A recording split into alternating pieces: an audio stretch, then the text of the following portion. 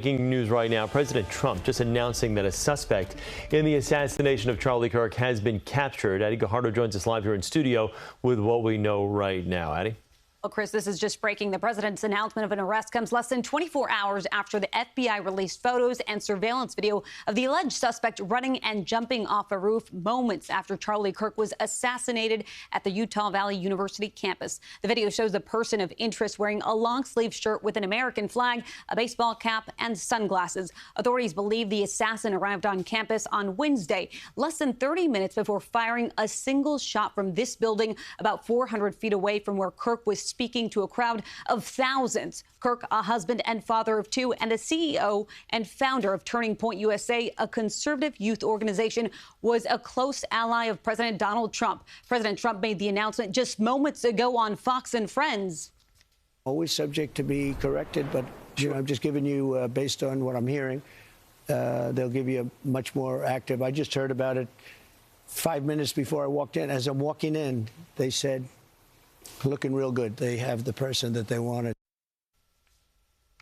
On Thursday, Vice President J.D. Vance and his wife flew Kirk's body back to his home state in Phoenix, Arizona, where they're seen deplaning with Kirk's widow. In Phoenix, where Turning Point USA is headquartered, mourners gathered and laid flowers to pay respect to Kirk. The Utah governor says they plan to seek the death penalty in Kirk's murder. A press conference is also set for 9 a.m. this morning, and we will be closely watching and listening for any new details that are released about this suspect and that arrest. Chris? All right, Addie, thank you very much. Though he wasn't an elected official, Charlie Kirk held a powerful place in the conservative movement. His death is just the latest in a surge of political violence directed at people from both political parties. Jared Hill has more on the political reaction. Home, Charlie, you didn't deserve it. May God bless your family. On Air Force Two, the casket of Charlie Kirk landed in his home of Phoenix, Arizona, with his friend, Vice President J.D. Vance. Earlier in the day, President Trump honored Kirk at the Pentagon. Charlie was a giant of his generation, a champion of liberty, and an inspiration to millions and millions of people. The murder of the 31-year-old conservative activist and influencer has directly impacted young conservatives. At the University of Texas at Austin, a vigil and reaction from students at Florida International University. It was kind of a sense of hope, I guess. I feel like it was one of the people that actually asked for the younger generation's point of view on things. Kirk's killing is the latest instance of political violence in America.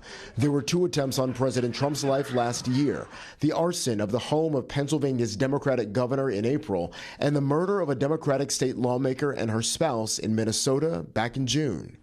On Capitol Hill, calls to cool the temperature, echoing from some across the political spectrum. We must learn to disagree without becoming violently disagreeable. We don't think of our friends and neighbors and fellow countrymen and even political opponents as enemies. As some members say they're canceling events. We will not be doing any public events anytime soon until we have a better handle on greater security controls. Lawmakers now on high alert. Jared Hill, CBS News. And stay with CBS News New York for continuing coverage on the assassination of Kirk. As police again will get us more information at some point in the next hour or so. A press conference set for 22 minutes right now as the president has just announced moments ago on Fox and Friends that a suspect has been apprehended. We'll have the very latest updates on air and online at CBS on the CBS News app as well.